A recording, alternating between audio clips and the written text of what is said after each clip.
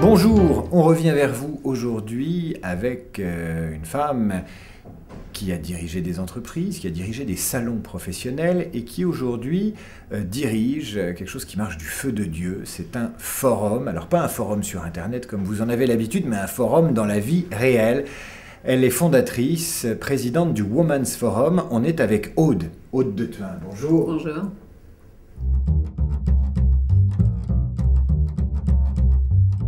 Il doit y avoir 3 ans, d'une jeune femme, et quand elle a mis le pied dans mon bureau, je dis celle-là, elle va rentrer chez nous.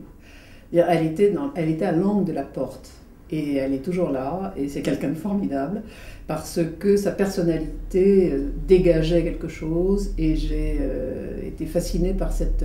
voilà. Et par c'était pas un coup de cœur, mais une sorte d'interrogation et très positive que j'avais à son égard, en me disant si elle est dans la vie comme elle se présente comme ça, mais elle était dans l'angle de mon bureau, elle m'avait juste dit bonjour. Vous savez, aujourd'hui, il y a une chose que je constate, et ça fait longtemps, c'est que tous les jeunes ont à peu près les mêmes diplômes quand ils cherchent ou ils postulent dans des boîtes comme les nôtres. La seule différence, c'est la personnalité. La première chose que je leur demande, c'est vous lisez quoi tous les jours? Vous écoutez quelle radio? Parce que si les gens n'ont pas de culture générale, ils ne peuvent pas rentrer chez nous. C'est la personne qui va prendre des notes tout le temps. Ouais. J'ai remarqué que les gens qui prenaient des notes tout le temps pendant l'entretien étaient des gens qui, à l'arrivée, ne passaient pas le deuxième entretien. Parce que cette personne a un niveau d'inquiétude ou de stress qui est que si elle est stressée au premier entretien, c'est qu'il y a déjà quelque chose de troublant. Enfin, moi, ça me trouble. Et donc, quelqu'un qui prend des notes tout le temps est quelqu'un que je vois rarement au deuxième entretien. L'avantage d'avoir plus de femmes dans les boards va apporter un avantage énorme à l'entreprise parce que ça va descendre dans les COMEX. Or, c'est là où ça se joue. C'est au COMEX qu'on recrute. C'est pas le board qui va recruter.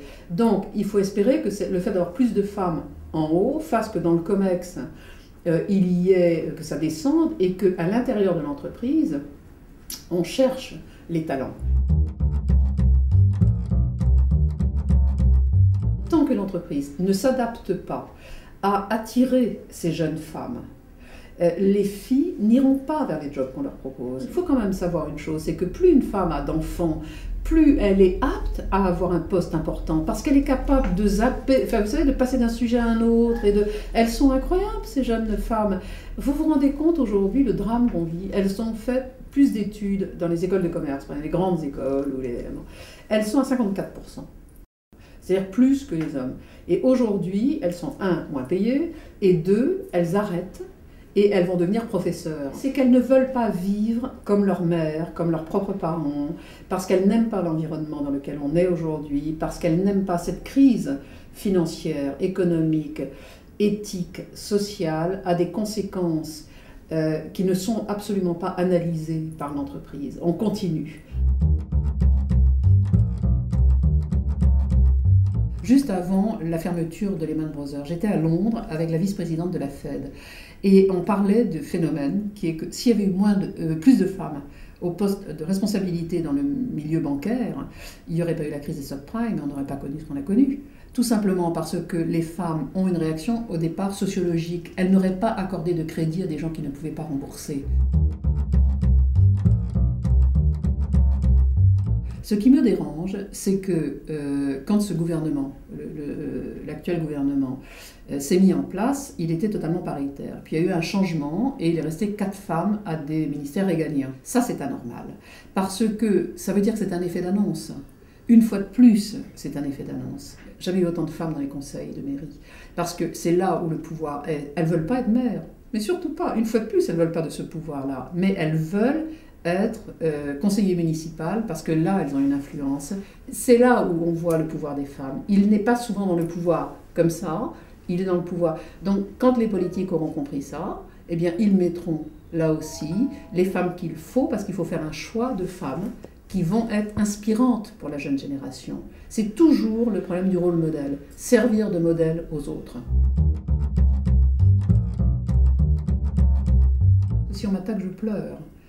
Et ce qui est vrai, c'est-à-dire moi si on m'attaque, je pleure. Je ne suis pas, donc je peux pas faire de la politique. Je pleure souvent. Hein. Quand j'arrive chez moi, je pleure dans ma voiture, je pleure, ouais, je pleure.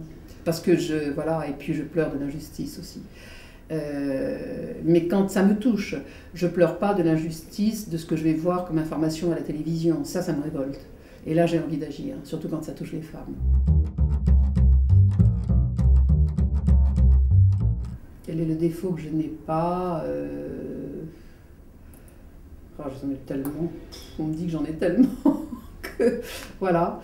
Le défaut que je n'ai pas, c'est peut-être pas la bonne réponse, mais pour mes petits-enfants, je suis la grand-mère la plus rock'n'roll qu'ils connaissent.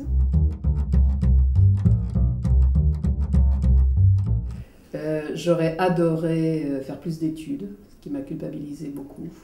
Et donc j'aimerais être plus intelligente, voilà, tout le temps. Et le bonheur que j'ai de faire Women's Forum, c'est de rencontrer des femmes intelligentes tous les jours.